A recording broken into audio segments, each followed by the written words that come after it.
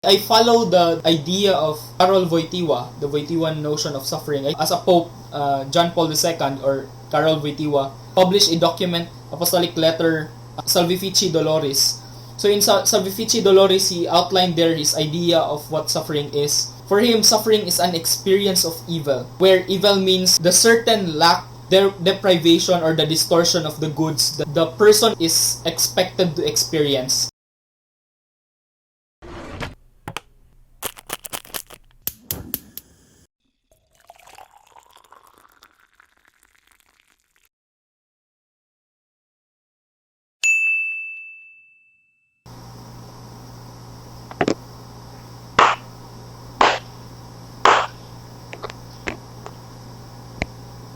Good evening, everyone. Hello again. This is the Coffee Shop Intellectual. I'm your co-host, Kennard. You may call me Dominic, and with And me, I'm Raven, your co-host. and this is the second episode of our Coffee Shop Intellectual Podcast, or CSI 002. So, Rave, Okay. what would we talk about right now? So we've decided for a topic which is a very close topic to the experience of every human person, every human being Yes. living right now, especially at this time in pandemic. So we're going to discuss and explore the whole topic about suffering, what constitutes suffering, what makes humans endure suffering, and all other branches from that particular discussion. So it's all about suffering, and then perhaps we can we can explore what the meaning of suffering is. Is it different from each people, or can we generate a general concept of what the meaning of suffering truly is? Mm-hmm. So I think for now it's very useful to have a general discussion on terminologies that we're going to talk about, which right now it's very essential to know and explore what the definition of suffering really is. Yes, especially So that suffering is a very broad term, if you may ask me. It's very broad. So, So the go ahead. very dictionary, the dictionary definition of suffering is based on the idea of pain. But I think that there can be a deeper meaning of suffering. There can be a much more fundamental aspect, much more fundamental element of suffering, which is, I think that it's a deprivation of good. Mhm. By good, I mean anything that man wants is a good. Like for example, sleep or Ah, food. Those are physical goods. so Material goods that are okay. yes. Sige. But on a much deeper level, there are also spiritual goods, like man desires to know the truth. Man wants to meditate or reflect on beauty, on beautiful things. For example, in the scenery of nature, for instance. So those are particular goods that man has an inclination towards. So, So delayed gratification suffer is a form of suffering, right? In this way, again. would you consider delayed gratification as a form of suffering? Yes, I think that suffering also has a temporal aspect, that is, there is a suffering, or we can call it a distress, for instance, for a much more closer or specific term of suffering, when you cannot have something now that you want now, but you can have it later. So that's the essence of delayed gratification. Like for example, we can call a child, for instance, who wants to eat candy right now, but cannot have that candy because, of course, you cannot give a child whatever he wants whenever he wants. That's part of discipline. So we can call it a form of suffering, but we can say a bit shallow form of suffering compared to other forms of sufferings. Maybe it's useful if we can have an anecdote on a particular story about suffering. But before that, Rave, I think we also need to identify what kind of suffering would we talk about, or maybe limit it? Would it be physical, or like you said, spiritual, or should we talk about all of those kinds of suffering but in a specific degree siguro, or the level? I think Because I believe it's still too broad. we can discuss primarily in general terms, like for instance, the general form of suffering, physical, and maybe we can call it spiritual suffering, or moral suffering is Okay, I think is a better term for it. yes, Um, yes. but we can dive deeper on those particular areas of suffering, particular elements, or we can call it classifications of sufferings later on in our discussion. Okay, So I think that would be helpful. sige, sige. So I think we begin by giving an anecdote. I can offer one, which is this story is a story that was told by a person, an old woman who lived for a time in a home for the aged here in Davao City. I won't disclose any details about the home for the aged, nor of the identity of this woman, but she told us a story. This happened during one of our visits there. I was with Ryle and Tom during this time, when this woman told her story about how her children left her in the home for the aged, Mm-hmm. and then because the reason is because they cannot provide Provide. for the maintenance medicines of this woman, because she has maintenance, because she has heart disease, and aside from heart disease, she has um, other ailments in different parts of her body. So the family cannot provide, because they're not really that we cannot call them wealthy or well off, although one of her sons is a military officer. I'm not sure what rank, but he is not always Around. in town, Uh-uh. so probably a military officer of a quite lower rank, more assigned in the field, for example, in areas where there is a conflict. However, right now she's not in the home for the aged. She asked to be released, and she went to another town here, another city here in Mindanao. But her story was a bit touching for me. It was touching because I think all forms of suffering was experienced by her at the same time. So in terms of physical suffering, she has heart disease, gallstones, and different ailments, and she cannot have a surgery for the gallstones because she has a heart issue. So she's also taking a maintenance for that. Also diabetes, and other ailments, diseases. So in terms of physical suffering, she's really suffering. But I think that the deeper suffering that she experienced was more than the bodily sufferings, physical sufferings.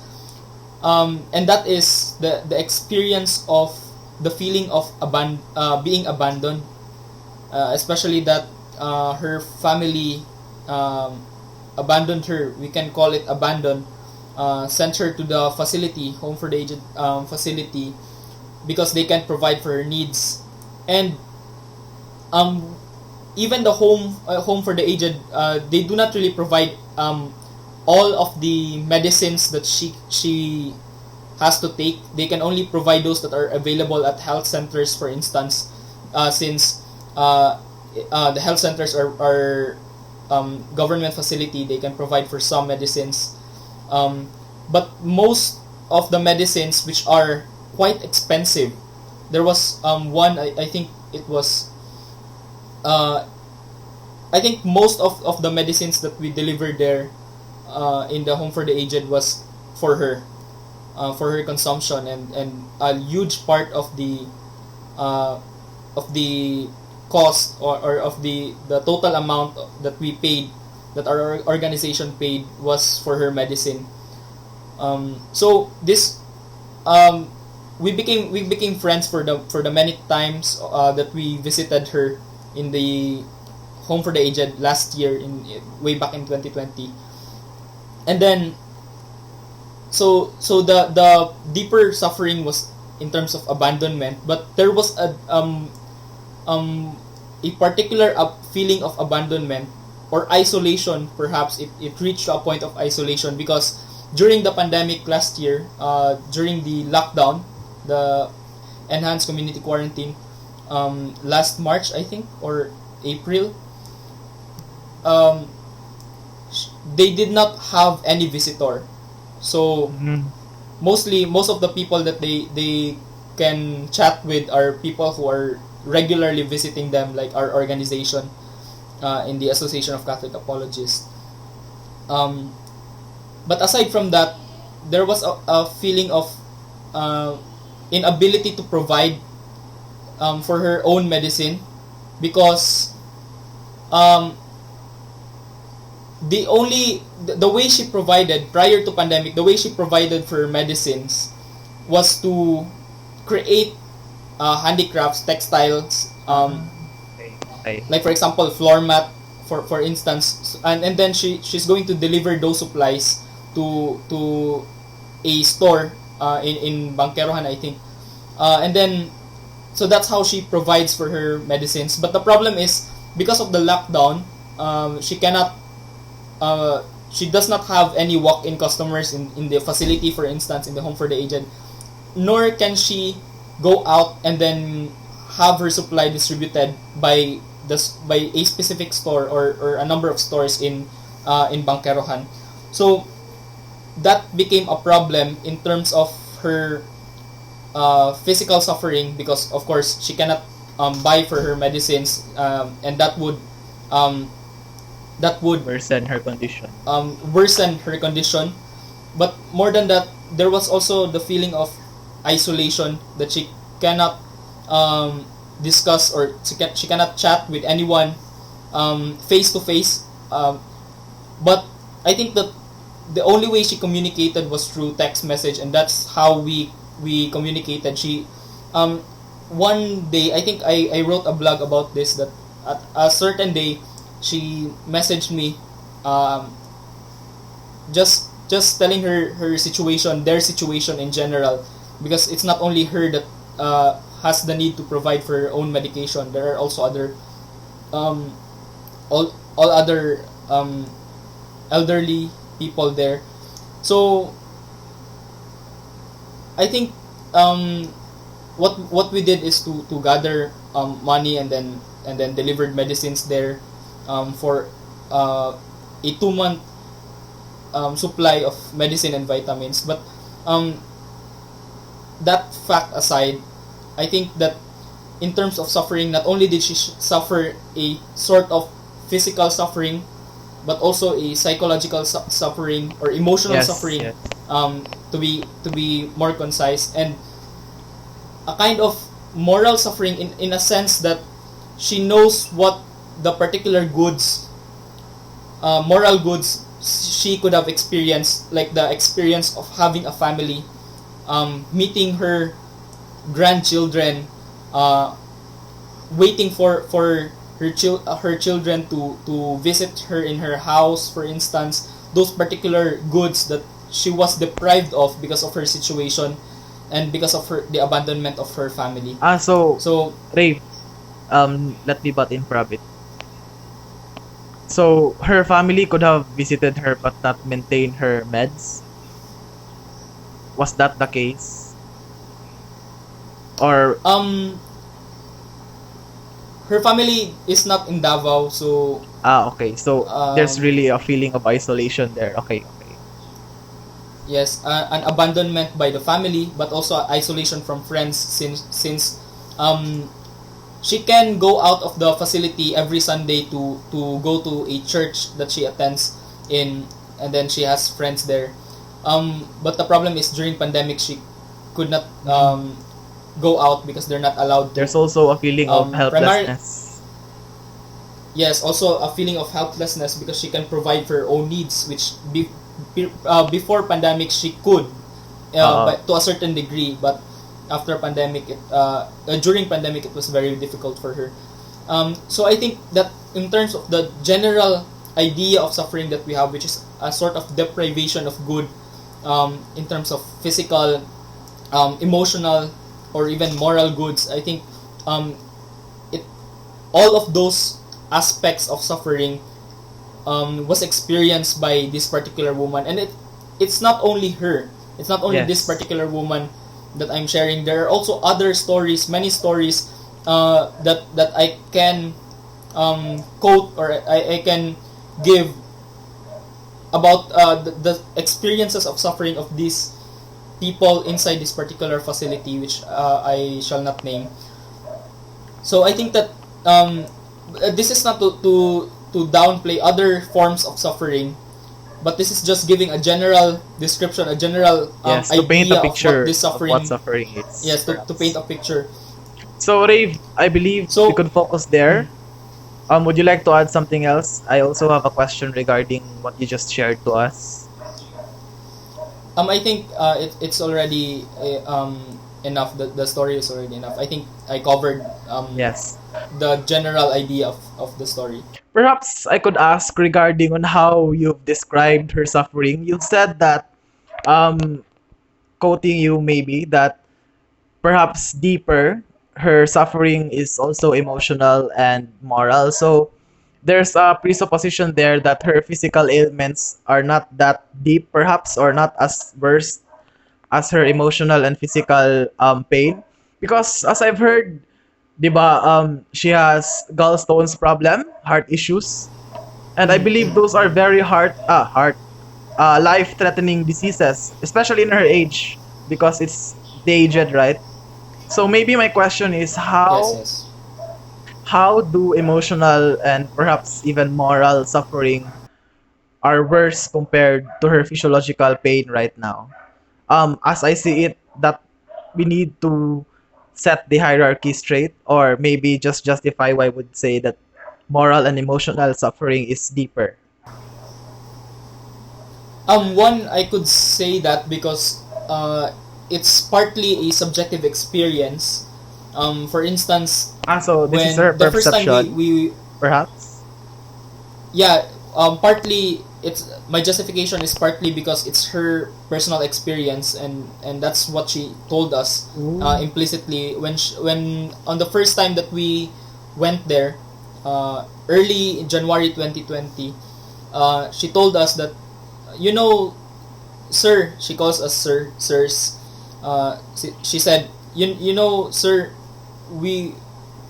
it's fine if you come here without bringing anything, any food, medicines, any material goods, for as long as there's someone we can talk to. Yeah, so because it's just your presence. Having someone they can talk to, it is a more fundamental need for her. A sense of emotional connection to other people. Because partly the reason for that opinion of hers is because some of the material needs that they need are already provided by the facility. They are given food, they are given some of the medicines. Yeah, that's why I was asking, because water, shelter. Really, in our lesson, perhaps I could insert this because it's also a valid point, I think. Abraham Maslow's hierarchy of needs. I was wondering how her perhaps security, or what would you call it, social interaction, become a deeper need compared to her physiological, but I guess it was answered. I think because some parts like the food, the maintenance meds are already there. So yes, I could see that now. But I think aside from that fact, or aside from her personal experience, it's true Maslow's theory attempts to describe generally that particular aspect, although other psychologists doesn't really agree with the hierarchy of needs, or that Maslow suggested, I think. Yes. Before that, guys, But as I'd like to explain first the hierarchy of needs for those who do not know, so hindi kayo stray away. So basically, this guy Abraham Maslow gave us a hierarchy of needs by which they need to be fulfilled from the bottom before you could move up. So I believe there are 5 or 6 steps. Firstly, the first stage is the physiological needs. That is your food, your shelter, your medication, which the person received to a minimal amount, I guess. Second would be the security, that involves a secure life or perhaps a better health. And then third would be love, and yes, it's basically love, and then self-esteem, and finally self-actualization. So when you say trying to treat isolation or perhaps address her loneliness in that sense, that kind of need would fall in self-esteem or love, somewhere there. So it's a higher need than those of food or medicine, for example. But turning back, you could not address those needs without first addressing the lower needs, which is again the physiological and the safety needs. So that's the case of Maslow, and I believe it's important or maybe relevant to talk about regarding this anecdote of Ravens or that person. I think that's also generally, even before Maslow described that in his theory, the hierarchy of needs. I think that it's already a general experience of humanity. Mhm. Hindi For lang na instance, explicate even perhaps. yeah, even in the Catholic Church, I think 17th or 18th century Spanish Jesuit named Peter Claver. He's a Catholic saint. He is called the slave of the slaves because during his time, people from Spain are transporting slaves from Africa to Spain, to other parts of the Western world, and then they're left with bare I think bare material goods for them to be able to survive, really. So what Peter Claver did is to provide them food. Thousands and thousands of slaves who are arriving in Spain from Africa. He gives them food, water. He provides for their physical needs, and then only after that does he provide a sort of spiritual direction, for instance, or catechesis. Because this idea is that first I need to provide for the physical needs of these people before I can provide spiritual needs. So in a sense, although that's not really what everyone does now, since Peter Claver, for instance, is a priest, and he is really responsible for spiritual needs. For instance, that's his main job, to provide, as a priest, to provide spiritual direction, to provide the spiritual truths, for example, the spiritual needs of these people. But for him, before the spiritual needs of these people, they need to be physically well for them to be able to receive or to be receptive to a sort. Like for example, this is general experience when you're in the classroom, for instance. You haven't eaten lunch, and then you try to listen to your teacher after lunchtime, and you haven't eaten anything, and you can't focus because of course your stomach will be disturbing you, because it needs to be satisfied with food, for example, or even just quenched with water, the thirst. However, so that's the parallel example of how the general program of Peter Claver. But also in the 20th century, and in the 20th century with Mother Teresa, the whole of the missionaries of charity are dealing with all of this physical suffering before they provide for those somewhat spiritual direction, catechesis, to Christians in Calcutta in India, and the rest of the mission areas of the missionaries of charity. But it's not to say that you cannot provide for other needs like emotional needs, spiritual needs, psychological needs of these people before you can fully satisfy their physical needs, because even the act of helping is, or even the act of Giving giving food, them perhaps. attention, giving them food, Yes. is already has a sort It's of a gratification intermingling on of many those levels physical, of their uh, needs na. yeah. So, but at least on the baseline, physical needs really are important to be gratified, to be satisfied, to begin. So I think that's the general theory of Maslow. With Maybe yeah. given with stories and other accounts of different people. So yeah. Do we have Wait, other could you repeat your definition uh, of suffering kanina? suffering is I follow the idea of Karol Wojtyła, the Wojtyłan notion of suffering. I'm not sure if this is originally his. I think it's not originally from him. When as a pope, John Paul II or Karol Wojtyła published a document. I'm not sure if it was in 1984 or 1987 when he published the apostolic letter. I think apostolic letter Salvifici Doloris. So in Salvifici Doloris, he outlined there his idea of what suffering is. For him, suffering is an experience of evil, where evil means the certain lack, their deprivation or the distortion of the goods that the person is expected to experience. Okay. So that's the general definition of suffering for Karol Wojtyła. This man behind me, there's a picture of him. So that's the general concept of suffering. But I think I would like to add a certain emphasis before we proceed to other questions or other discussions. I would like to emphasize the experience of these people living inside the home for the aged, where they can only chat with a small number of people, because most of them are not allowed to go out. I think last year there were only 2 or 3 people, two or three elderly people who are allowed to go out. They can only go out during their general checkup at a public hospital here in Davao City.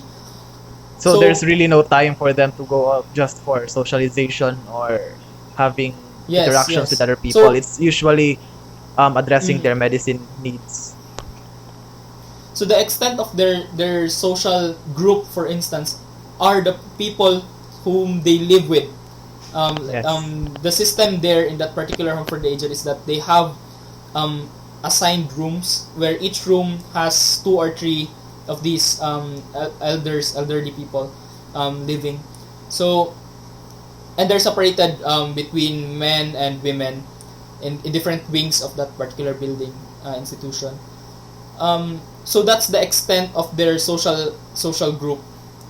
These small number of people, although we know that people don't really require to have a huge social group.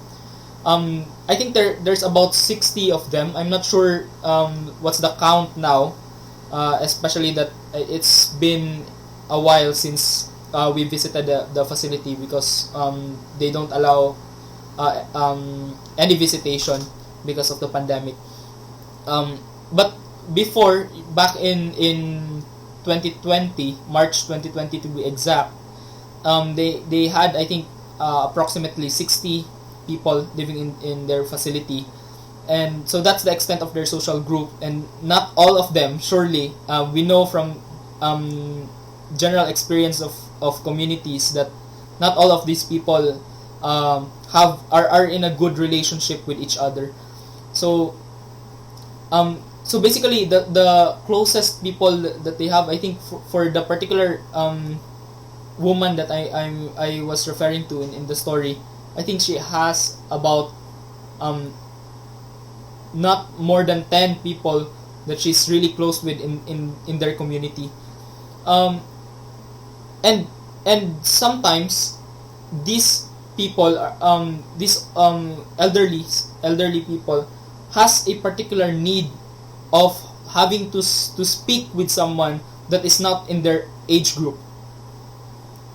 These are people who were abandoned by their family, for instance, and they have a need to, or at least they want to be in a particular relation with people who are one generation, two generations younger than them. So that's where I think the greatest suffering from them, the greatest source of suffering for these people, because I think that and I already told you about this particular claim. This is, I think, a bold claim, but it's also something that we experience as humans, that the greatest human suffering is from the lack of human gaze. That is the dissolution of human relationships, or having the inability to create relationships with these people, because we're physically limited as human beings, especially these people who are locked up in a facility, where the dissolution of human relationship is where to a certain extent there is a dissolution of my humanity, and that the other has abandoned his, for instance, but that is only an extension.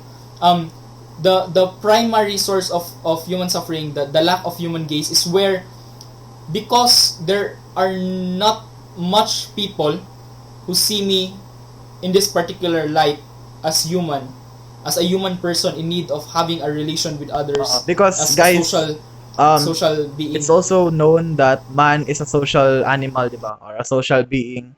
And man thrives in a society. Hindi lang siya alone. Man is not made to be isolated, or no man is an island, diba, supposedly.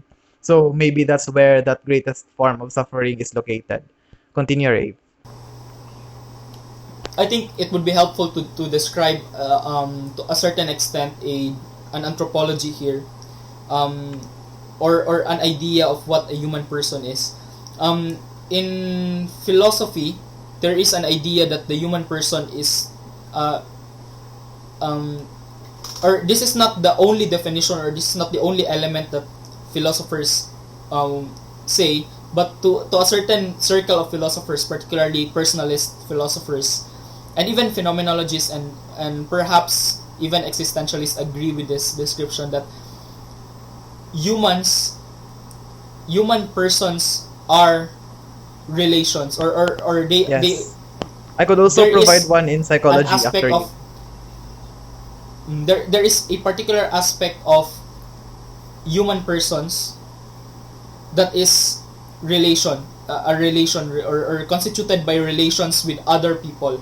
Like, for example, I am a son of my parents. I am a friend to Kennard. I am a friend to other people. I am a student, and in my organization, I am a member of that community. So to a certain extent, the way I describe myself, the way I identify myself, is in relation to other people. I think this is of particular clarity when it comes to children, because children really cannot, or has the difficulty yet of identifying their own personhood, their own personality, for instance. They are highly dependent on Their their parents, caregivers. particularly their mothers, their caregivers, and in normal or ordinary circumstances, specifically their birth mothers. So in that particular experience, the child experiences the personality or the person of her mother as his own. So we can see a deep connection between the child and the mother, such that the way he constitutes himself as a child is in the relation of him being a son and his mother being his mother, but really there is a more deeper experience than that, the feeling that he and his mother are one. So in that part, but that's not really the same when we grow old, because when we grow we start to experience ourselves as our own, as something that is incommunicable, something that that cannot be passed on to others, something irreducible. There is a certain sense that our identity is not reducible to our social roles as student, for instance, or as a son, or in a particular relation with another human being. So as we grow old, we have the consciousness of those particular facts, but nevertheless we cannot really take away the idea, the fact, the experience that part of our identity is constituted by our relation with other. So I think before I give it to you, give you the time to talk about the psychological side of this, Ken. Maybe one last description, or one last point. The point that when we imagine a reverse, like for example, I think this is useful exercise for this is a useful exercise not only for us, Ken, but also to the listeners of this podcast. Because I watched an anime where the world changes and only him knows about the original world. So all of his friends, for his closest friends, or most of his closest friends, vanished from that particular world, the new world that he's in. So other people, their identity changed because, of course, these particular people, like for example, he's in a classroom, and then some of their classmates are not already in that new world because the world changed, and they do not have the memory. We can say they do not have the memory of the original world. So their personality was not in any way affected by the personalities of these classmates that are not already in the new world, that are not present in the new world. So this particular person, who the only one who knows about the existence of the original world, became disoriented because only he was affected by those by his relationships with people whom other people do not recognize, because they're not already present in the new world. So I think it's a useful exercise for each of us, to imagine, for instance, what if I was born in a different household? What if I had different friends? Would I still be the same person as I am now if I had not met this particular circle of friends, these teachers, these parents, these family members, etc., etc. So in that way, we can have an experience, or an insight as to how our experience of other people, our experience of our relationship of other people affects the way that affects our identity, or even not only subjectivity as to how we see ourselves, but also objectively as to how we develop as human persons, as human beings. So I think I've already said enough about Yes. the issue. So basically, I believe, if I may sum it up, your latter example would be, I am a culmination of my relationships and interactions with other people. So my identity comes from that. Tama ba, Rave? Is that correct? Yes, to a certain extent. Okay. That's But the goal valid. really there is that incommunicable, I believe, identity that you have that would stand on its own, rather than just being abstracted to a son or in relation to other people. There is a certain aspect in us that is not dependent on our relation with others. I'd like to explore that more on because- future podcasts, but I don't think it's that Oh, fitting okay, in okay. this suffering. So let's take a note Okay. on that, because I'm curious about that as well. But basically, let's try to take a look at it in a psychological lens. What Raven has given us in the field of philosophy, I believe, are also very reflective and evident in psychology, guys. For example, that let's go back to the child. Um, Raven, is, um, Raven described it as somebody whose identity is latching on to his or her mother, diba? When you take a look at psychology as well, theorists, no matter what kind of theory or notion, or even a school, may it be the behaviorists or the humanists or even the psychoanalysts, all of them look at a human person in relation to his or her society or his or her environment.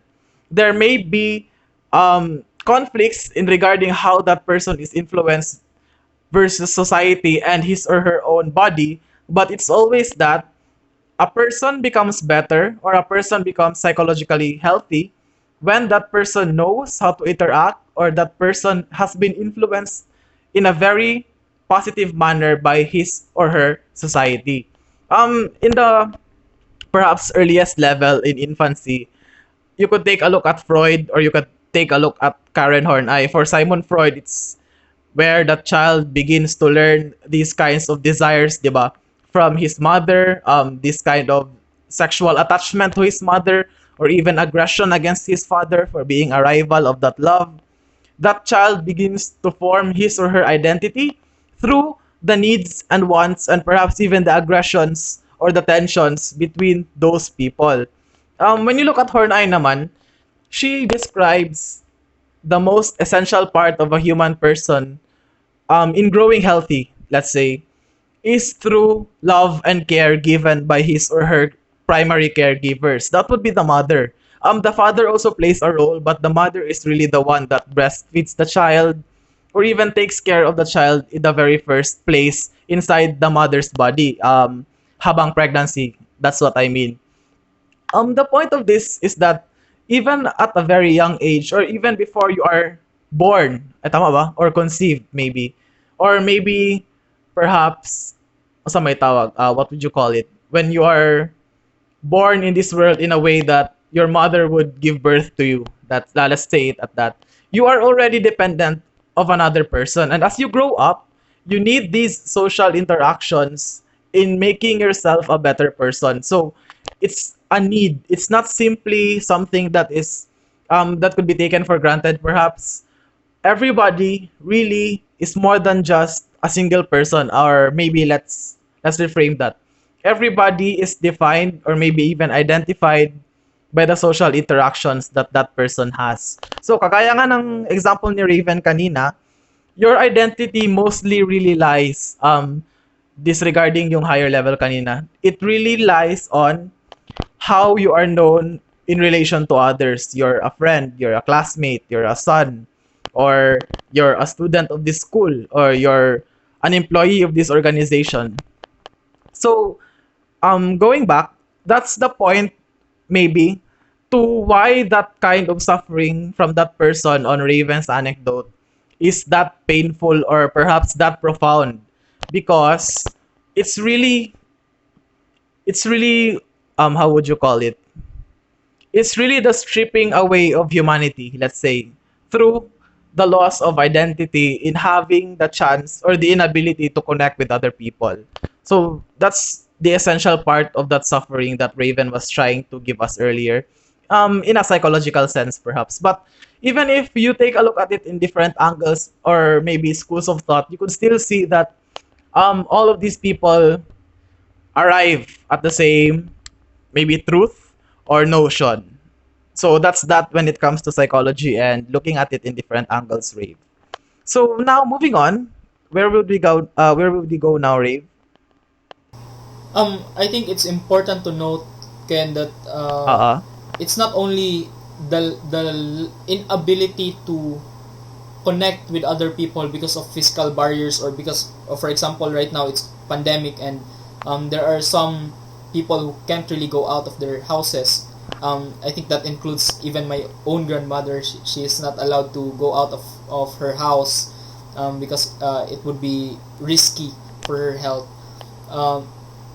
But also, even if there are other people, there are certain human beings, for instance, that you have the capacity, for instance, to interact with these people, but it's just that you cannot receive the human gaze that you feel that you're expecting to receive. One particular example is, and I think this is a good way to shift towards a discussion on perhaps the meaning of suffering, is the experience of people in during the 20th century, the experience of people in the Gulag archipelago, or even in Auschwitz, for instance, or in concentration camps in different areas of the world during the 20th century. A particular story. This is not a story of a particular individual per se, but this is a general experience of these people, as seen in various accounts during this period of this dark period of human history.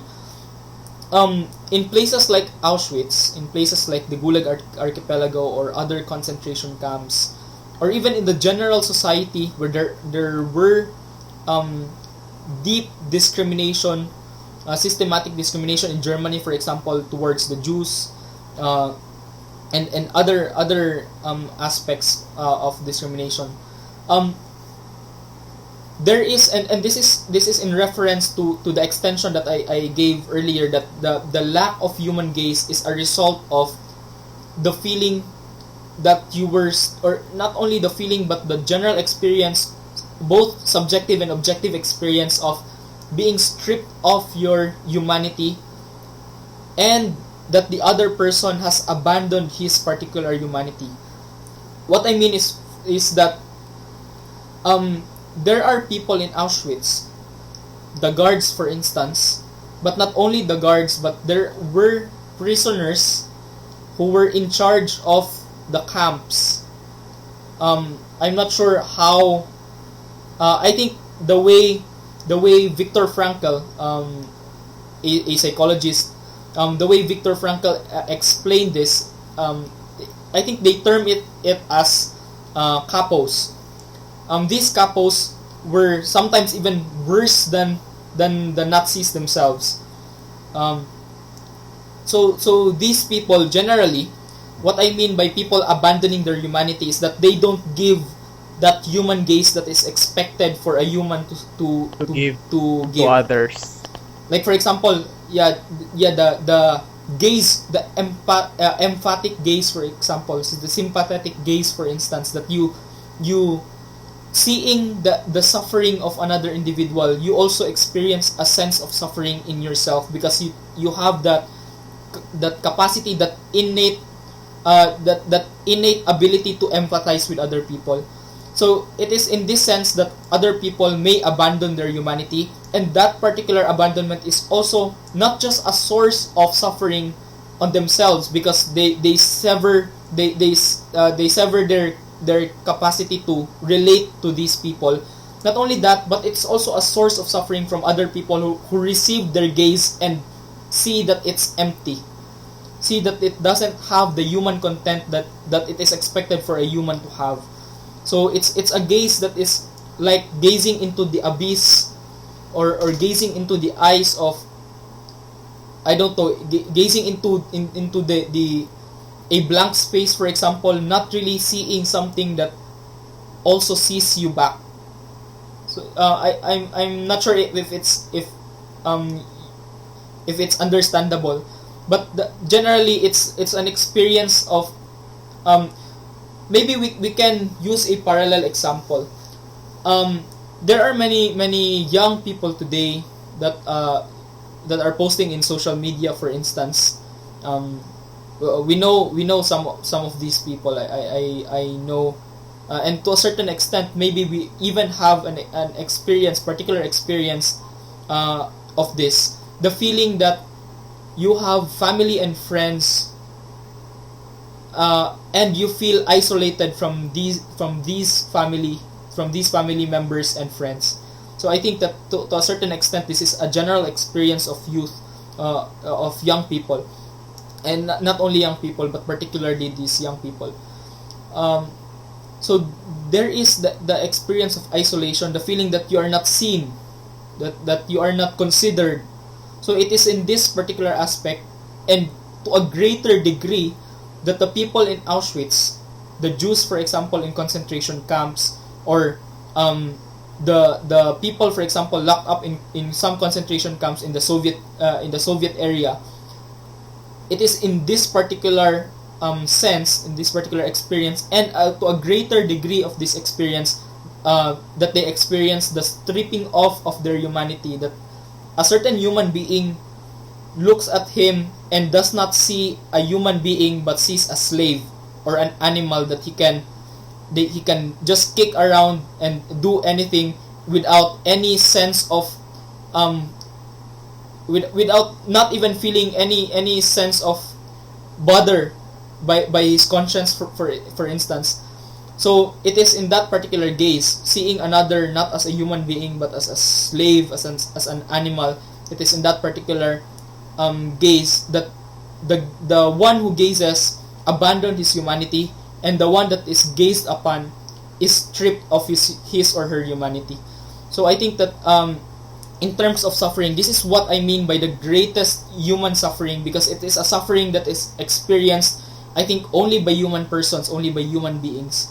The lack of opportunity to create a human relationship. So and that particular experience is I think it's very clear in the writings of Viktor Frankl, for instance. So Perhaps, that, I think, it's a useful point. yeah, of course, ano rin pala, thinking back while you were talking, Rave, this greatest form of suffering that you were explaining just now, I believe could also be related to Abraham Maslow. In a way, the higher level needs are actually exclusive to humans only, or to mankind only. I believe it starts from love and belongingness, self-esteem, and lastly, self-actualization. Those psychological needs only arise from people. They are exclusive to our species. So when Raven says that this kind of suffering is the greatest, I believe it's also true in a sense psychologically, because it's only exclusive to us. This kind of suffering that we would experience once perhaps the stripping away or the abandonment of humanity happens to a person. So I think that's the general understanding, and I think we have an agreement about what suffering is, what constitutes suffering per se. So maybe we can have a discussion on other relative discussions, like, for example, what allows a certain person to endure that particular suffering. But I think both of us read Frankl, for example. Can Yeah. maybe some of the accounts, some of the ideas there might be helpful. to some degree only. But before that, Rave, just for the clarification for everyone and for me as well, because it's been a little bit, could you again describe suffering specifically in how you understand it, or how you'd explained it earlier? It is the deprivation of good. Is that correct? Mm. So It is generally the deprivation of good. So primarily it's the deprivation of good, because we may have an understanding, but I typically describe suffering as being under duress or being under pain. And perhaps those are just two sides of the same coin. Is there an importance in the perspective that we both have? Like, is there a relevance perhaps to talk about why I see suffering as a person who is in pain, while you primarily see suffering as a person who is being deprived of the good? Could those two be discussed perhaps, or are they just really of the same sides? Same sides of two sides of the same coin. Does that matter? I think that I think that the difference lies in our focus on describing it, because I could say that suffering, or my definition of suffering, or my description, I think the proper term is description. My description of suffering focuses on the sources of suffering, which wherein the source of suffering is an experience of evil, or a deprivation, a certain lack or a certain distortion of a particular good. But comparatively on your side, I think you tend to focus more on the experience of the human person who is suffering. Yes, perhaps the state of the experience person. itself. Yeah.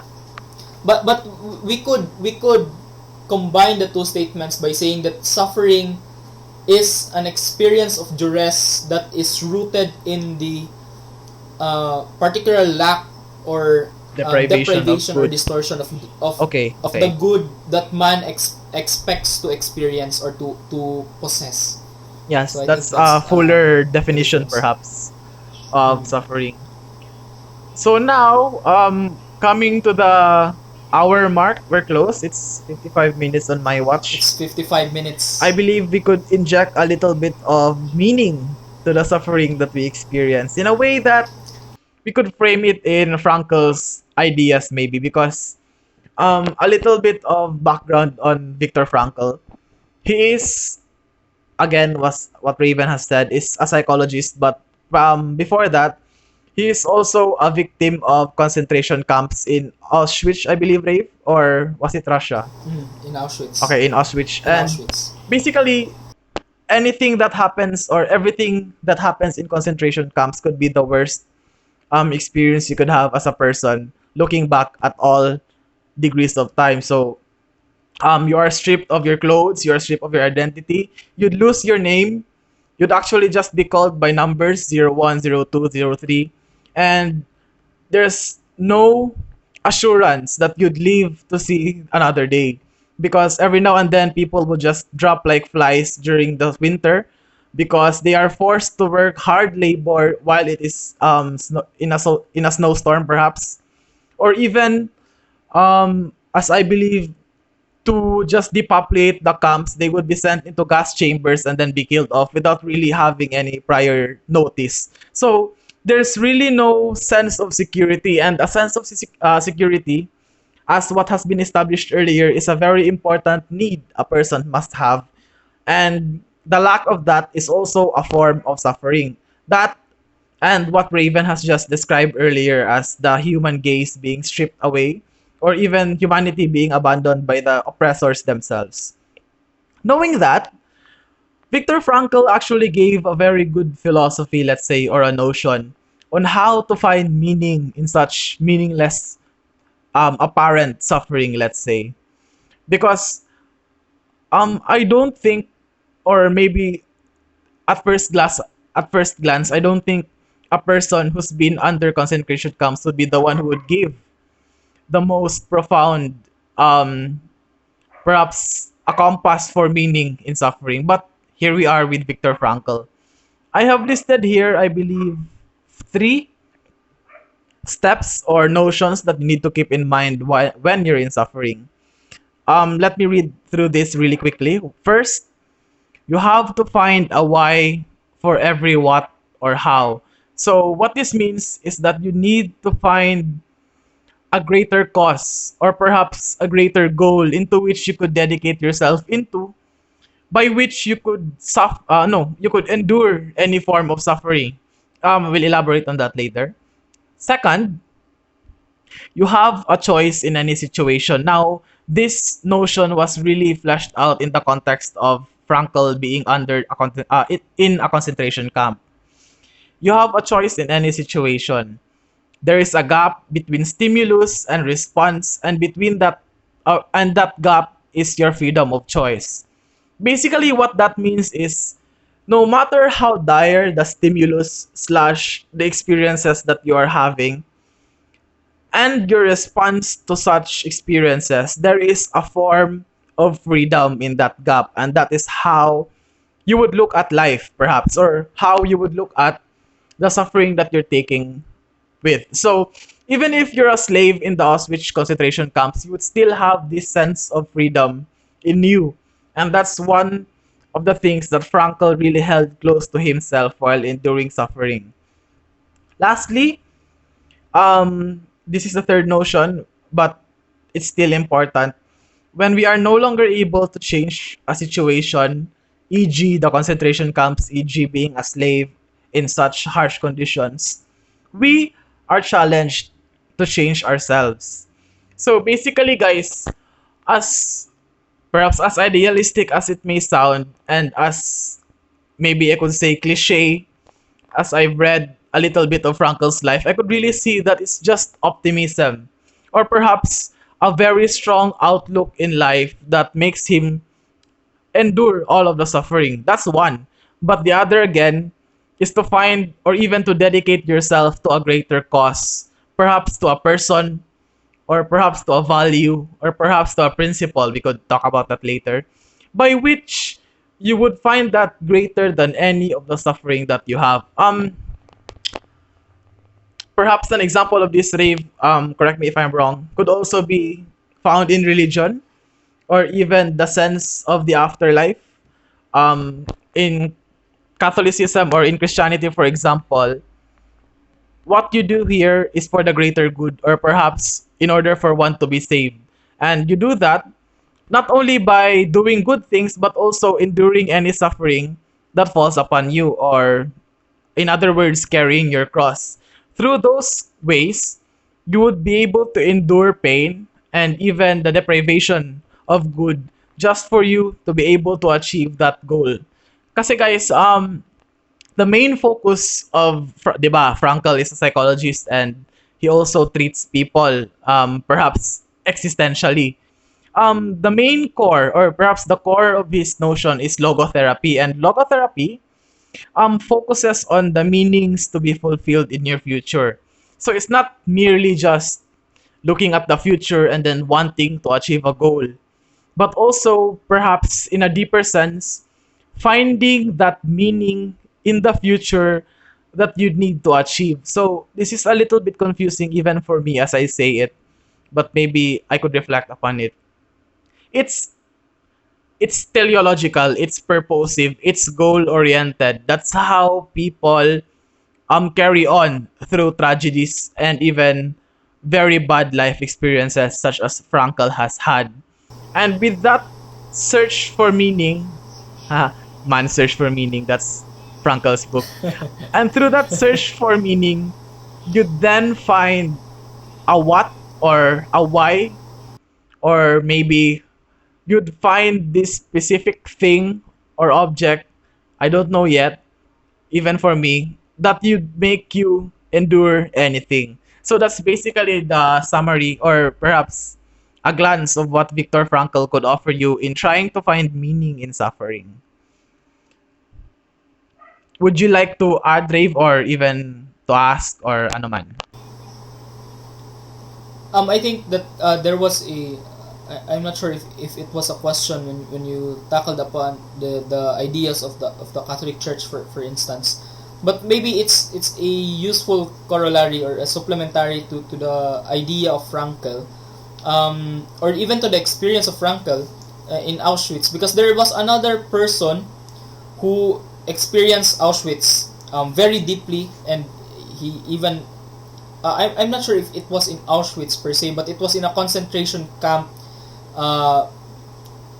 in the Nazi Germany at that particular time. But I think it's Auschwitz, but I'm not sure if I recalled it correctly. This person is a Catholic saint also. It's his name is Maximilian Kolbe.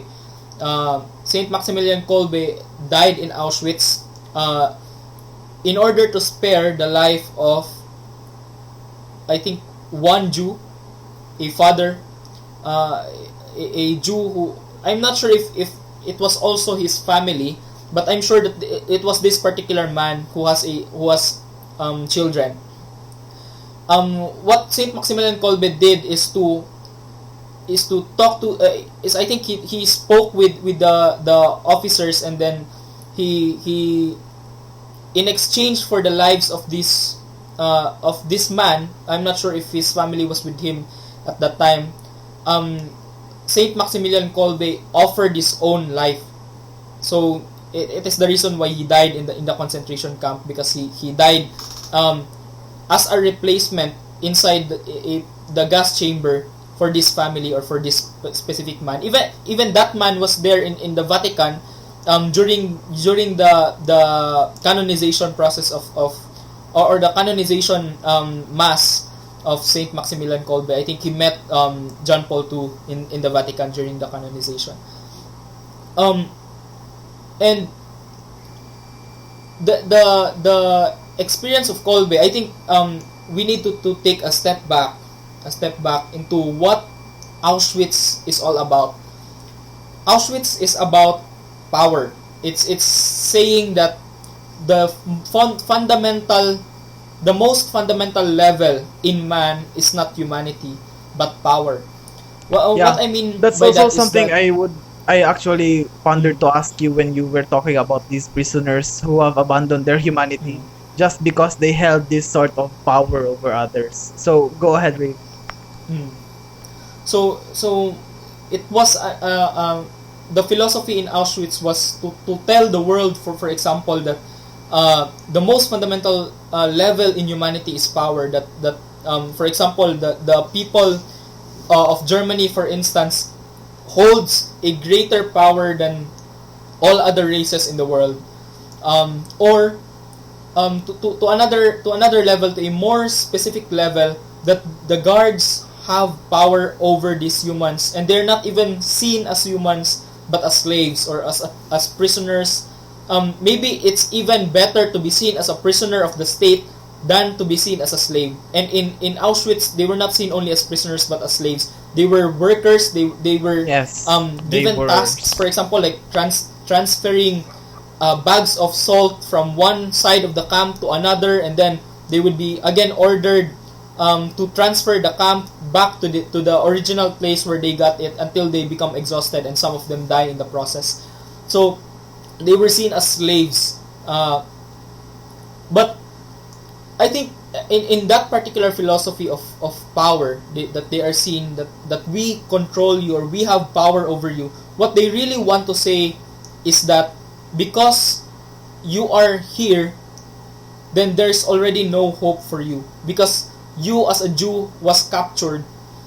For instance, you as a Jew was captured, then there's no hope for you already, because you're already here inside the concentration camps. And I think maybe to quote, perhaps I would claim the best poet in human history, Dante Alighieri, an Italian poet.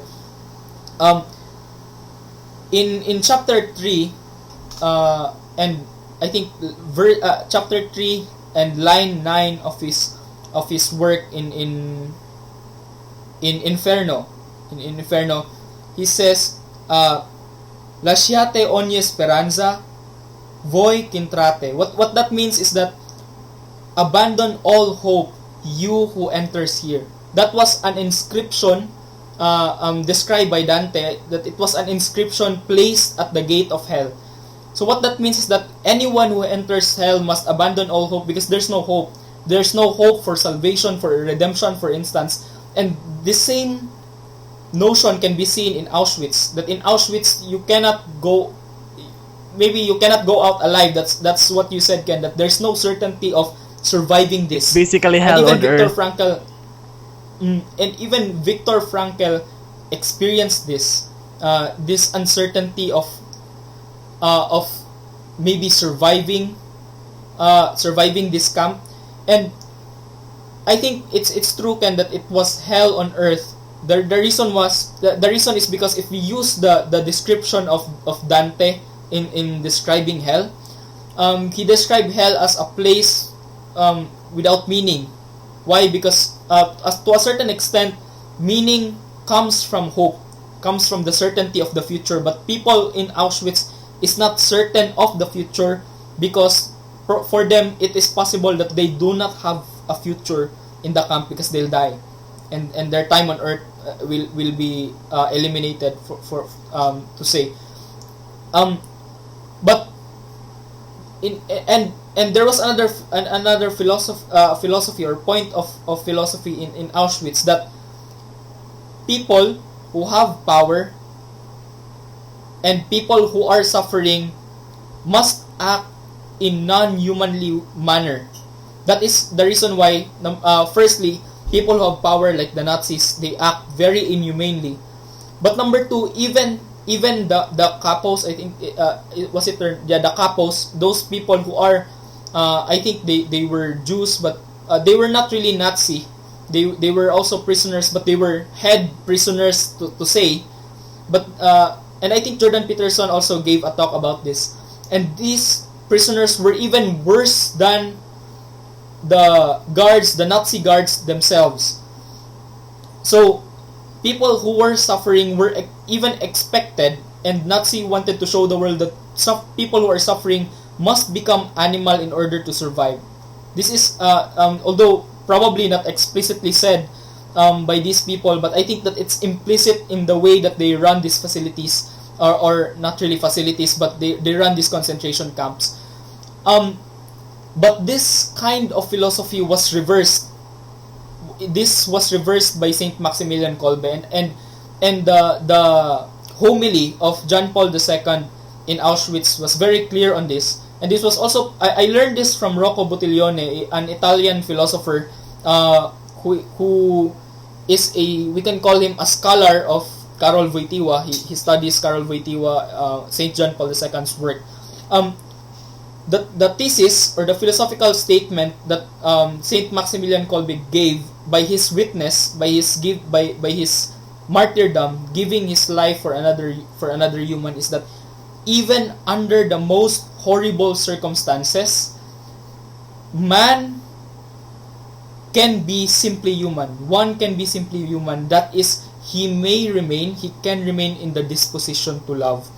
And I think that this is a way to answer, maybe to give a certain answer to the question on the meaning of this suffering, because in the act of Saint Maximilian Kolbe, he remained human, and we say human is that he is in a disposition to love. Even under the most horrible circumstances, he was able to say, I will take that suffering, I will take more of that suffering so that another person may no longer suffer. Yes. Because that person survived the concentration camp. He was released. I think I'm not sure when he was released or how he was released, but he was freed from this anxiety of death. Yes. Because of the painful death of poison gas, for instance, in the concentration camp, because of the martyrdom, the heroic act that of Saint Maximilian Kolbe. Yes, Rave, that reminds me also of another psychologist that tackles this subject very closely. And I believe what you just said and what this psychologist could give us also circles back to the person being a social individual, perhaps. This person is named Alfred Adler. As I explain, you will see why this is important in the context of Frankl, perhaps. Alfred Adler also lived before Auschwitz and Holocaust, okay? And he is an Austrian. I believe he's also an Austrian psychologist.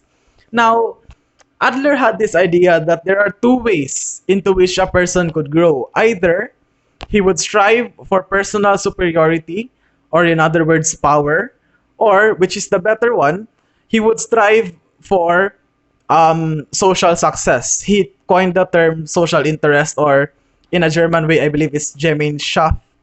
Let's not pronounce that because I'll just probably murder it. But the point here is that he believes that unhealthy people strive for personal superiority. In this case, I see that happening or even manifesting to these capos that Raven has just described earlier.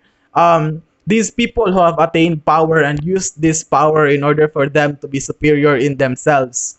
And as what has been illustrated to you guys for the past hour, this pursuit of power and personal superiority does not really end to good things, even to the person who's pursuing it. What Alfred Adler actually gave to us is that we should be striving for the betterment of everybody, even if it comes to the point of sacrificing ourselves. The very core of a psychologically healthy person would be to have a very strong sense of social interest.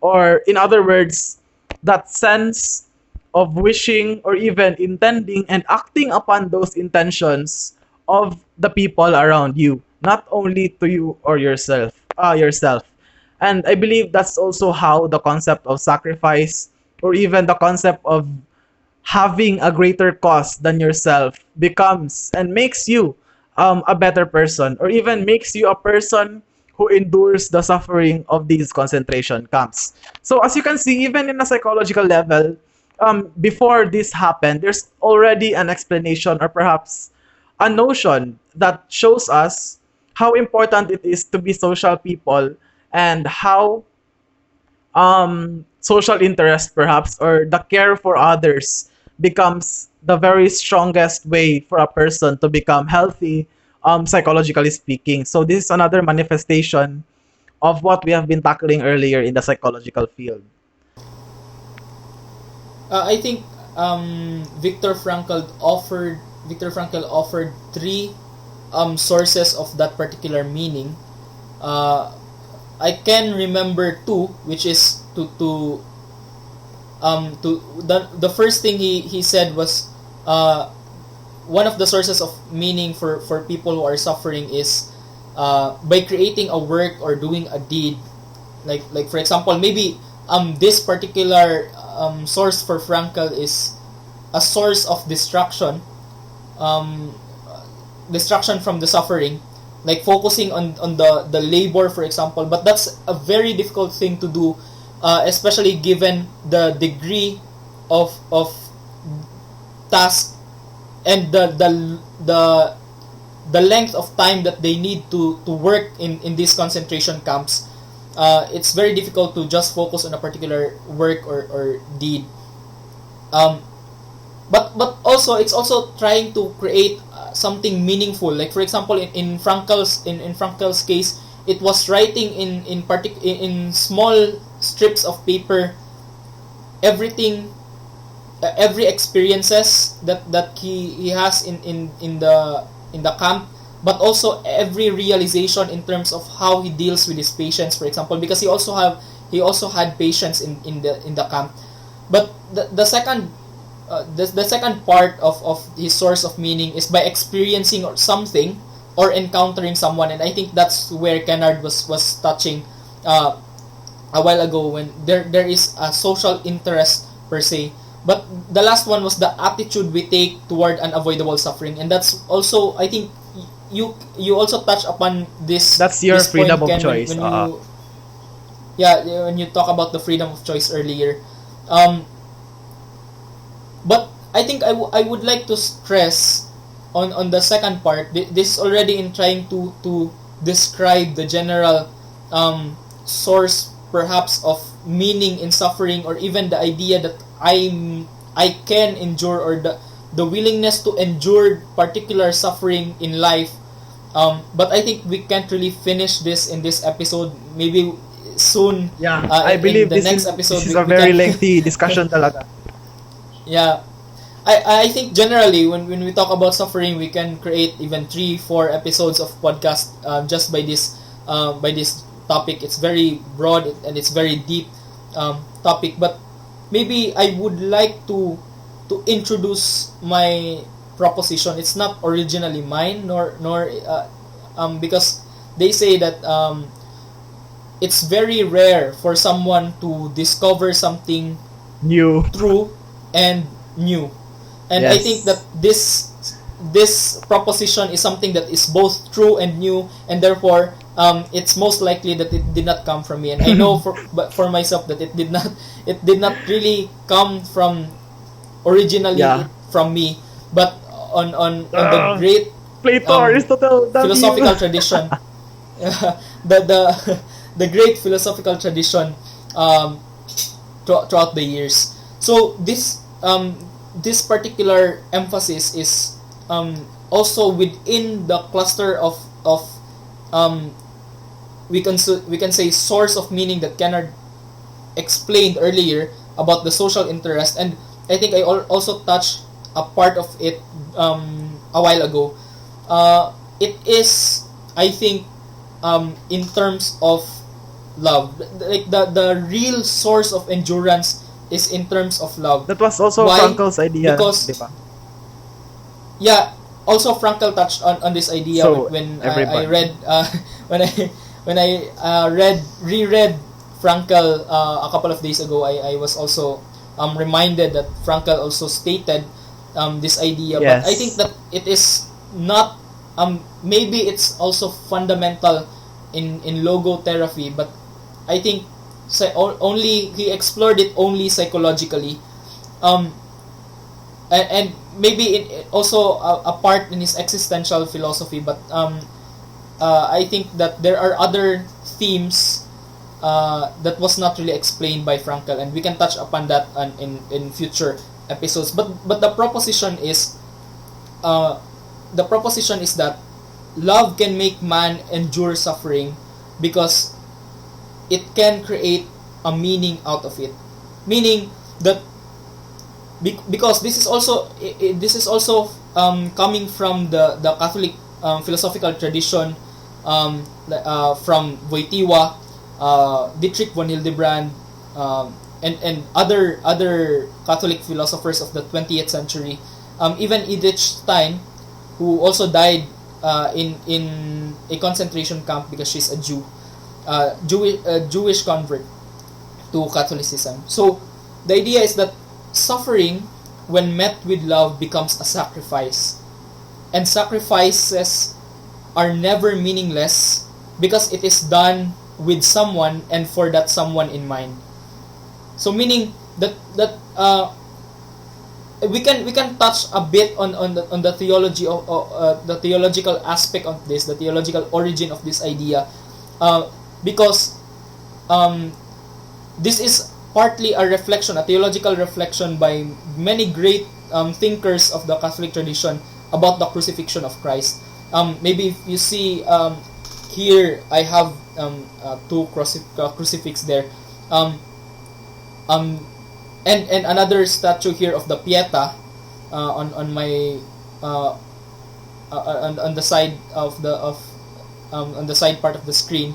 The idea is that the crucifixion of Christ, which was in a certain sense almost the same as the sufferings of those people in Auschwitz, because Christ is not seen as a political prisoner only. He was seen as a slave, because crucifixion is not a punishment for citizens during the Roman occupation in Israel, in Jerusalem. If you're a Roman citizen, like Paul, Saint Paul, you will receive a different sort of punishment than if you're seen as a slave. If you're a Roman citizen, you will be beheaded, but if you're a slave, you will have a different sort of punishment, which is exactly how most of the apostles, or some of the apostles, like Peter and Andrew, and even Christ himself experienced, which is the crucifixion. Why is it different? Because for slaves, it is also there is also a philosophy of power, somewhat the same in Auschwitz, where they want to show the Roman Empire wants to show the Israelites that they are slaves, that you're a slave, and if you disobey this particular horrible situation, which they see as the crucifixion, will happen to you and probably even your families. And it is a painful sight. Maybe it's throughout the years it gained lesser impact on us, because we see Christians, for example, Catholics in particular, wear crosses as a symbol of the salvation, for instance. But also, secondly, because we don't see crucifixion right now, so we don't know. We have a difficulty in grasping the whole experience of not only of those people who are crucified, but even seeing the crucifixion, the event of the crucifixion itself. So this is the punishment for slaves, because it takes sometimes, even in the gospel we can read it in other texts, in other historical texts, that this crucifixion can sometimes last for 3 days, 4 days, because you are left there hanging on the cross, bleeding to death. But because in the particular situation of Jesus, he and the two other people who were crucified with him were killed immediately, because the day after was, I'm not sure if it was Sabbath, or if there was a feast or a celebration. I think it was Sabbath day, and then they cannot remove him. They cannot remove them from the cross, because you're not allowed. The Jews are not allowed to work on a Sabbath day. So they asked the Roman ruler if they could remove the bodies, and to ensure that they already died. The two prisoners had their feet broken, and Jesus had his side pierced. So that was an exemption on some part, but generally the idea is that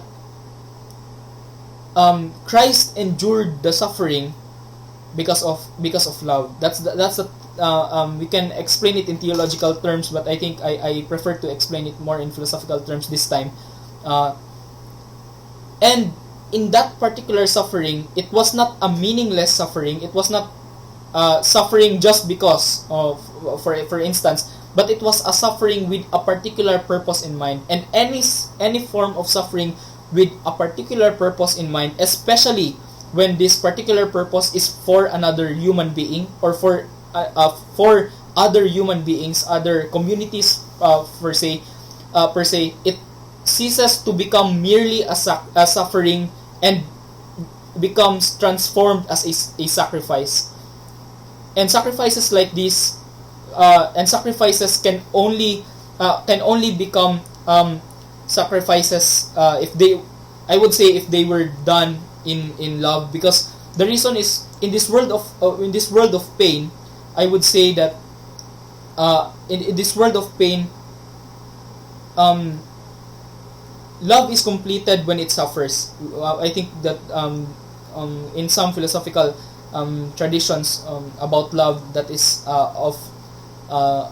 that has a certain popularity in terms of these thinkers. But in this world of pain, the idea is, in this world of pain, love always reveals itself as a sacrifice.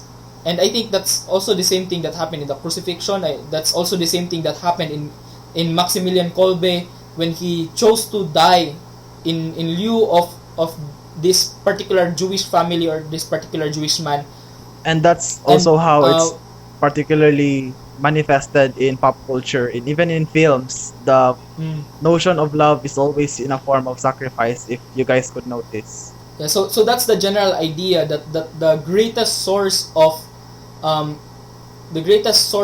endurance, we could say endurance to endure the sufferings that you experience, is love, and love for someone.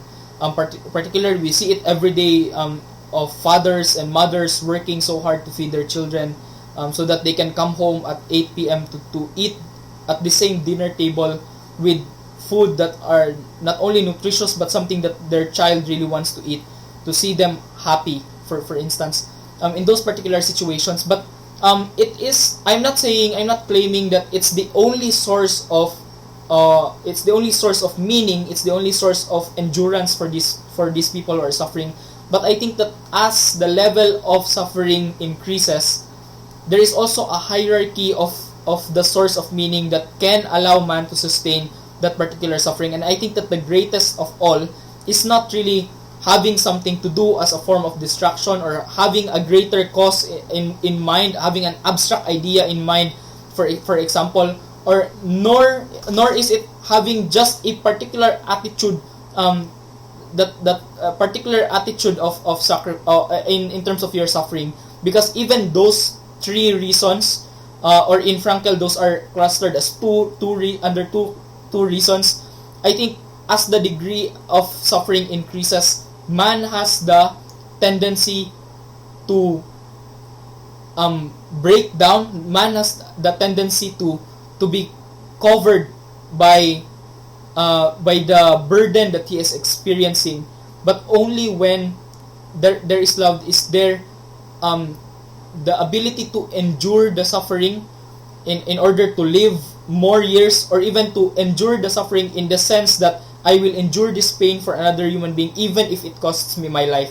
But I think the question that we cannot tackle here, but we can tackle in future in future podcast episodes, is that what is it possible? I think I also have notes on that. If is it possible that it is the same thing that gives us the endurance that gives us the meaning per se to endure the sufferings of life, and the same meaning allows us to endure the suffering to the point of death. And if those particular if that particular point is true, if there is one particular meaning that allows us both to endure the sufferings of life and both to endure the pains, such that it allows it gives us the willingness to die, for example, can that one thing be both the reason for enduring life and death? And if yes, how does the same reason cause someone to do two exclusive and somewhat contradictory acts per se? Mm-mm. So I think that So like it to would live be a for and to helpful die point for, of diba? to live for and to die for. I think it would be a helpful starting point in future podcast episodes. And I Because think that it's we already already reached our an hour and 30 90 minutes. minute mark. And we still have a lot of questions in our notes, and we will surely tackle that more in the next episodes. I believe this is also a better way of tackling this topic, Ray. In such a way that we spent a lot of time manifesting or even describing suffering, because I believe it's important to understand what you're trying to give or make meaning of, or even to try address in such a way that it would be grounded in reality through the anecdotes, or even maybe we could give out personal experiences, but for sure it would not be as great or of a deeper degree as to what we have given earlier, kasi nga we are very privileged and we don't suffer that kind of Yes. experiences. So also in that sense, I find it interesting to tackle this topic without having the experience of these people, these kinds of suffering, and then trying to maybe grapple with the notion. And I find that very curious, and we will surely tackle that more in the following episodes. But Yes, and it yes, is maybe some concluding remarks for this episode. It would be very useful. I'm now speaking to the audience. It would be very useful if you comment for instance, or if you contact us and give us another perspective about this particular topic on suffering, and give us probably some more anecdotes that we could ground our idea of suffering and the meaning of suffering on. So maybe it would be helpful for you to comment, for example, on the video,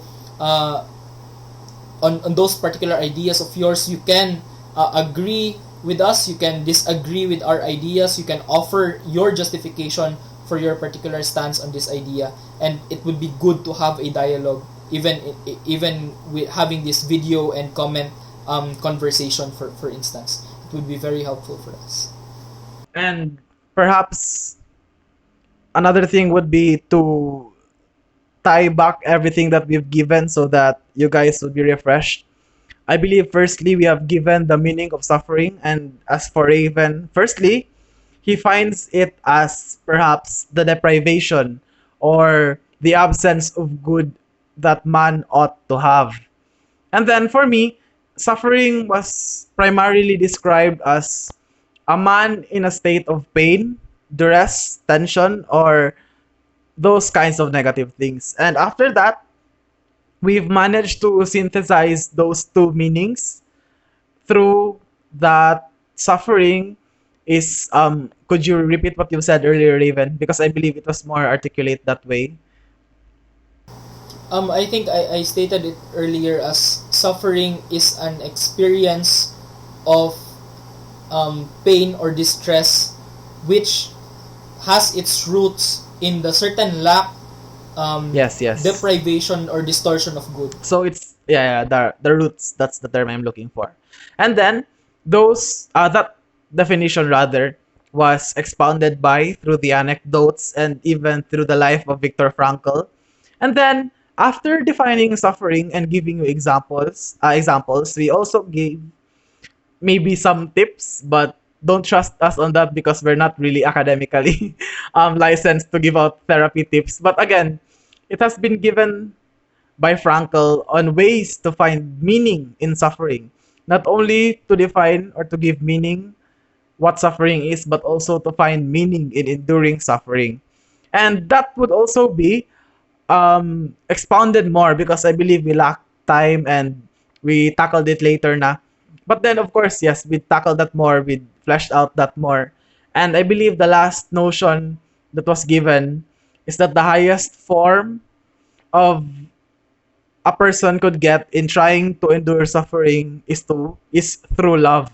And with that love comes in a form of sacrifice, which is basically suffering, but with someone in mind. Tama ba? So that's And yes. and maybe lastly, maybe there will be reactions about this, so I think I'll clarify it. We are not in any way giving justifications, or we're not claiming that on the necessity that suffering is a necessary experience and all of the people Should who are suffer. suffering or all of the people who are suffering involuntarily must justify that particular suffering and say that it's part of development, it's necessary. Although there are certain aspects or there are certain degrees of suffering that are important, but we are not trying to justify all forms of suffering. We're only saying that because of the reality that we live in, that we really do suffer, it would be helpful to have that suffer turned into something meaningful. So that's what we are referring to Yes. in our discussion today. It's very important to stress out that there are unnecessary suffering, and I don't think we're the qualified persons to really divide these two things, Rave. And perhaps we could clarify that more on the next episode. But just keep that in mind while you're listening or maybe re-listening to this podcast, guys. Because again, we're not really professionals in this field. And with that, I believe we can conclude this episode. Rave? Yes, it is also helpful for us to rest and for you to stop We're watching recording YouTube this late and at night na rin. And do your yes. homeworks and sleep probably. Fix your room. Again, guys, lastly, we encourage you to leave a comment and have a discussion regarding this topic. And maybe like this video if you like it. Share it to your friends. Share it to people who And would want. subscribe. Subscribe to the channel as well. Share it to the people who you think could benefit this kind of discussion. And with that, I believe that we are done. And your co-host Raven. And we are very thankful to have you here. Bye.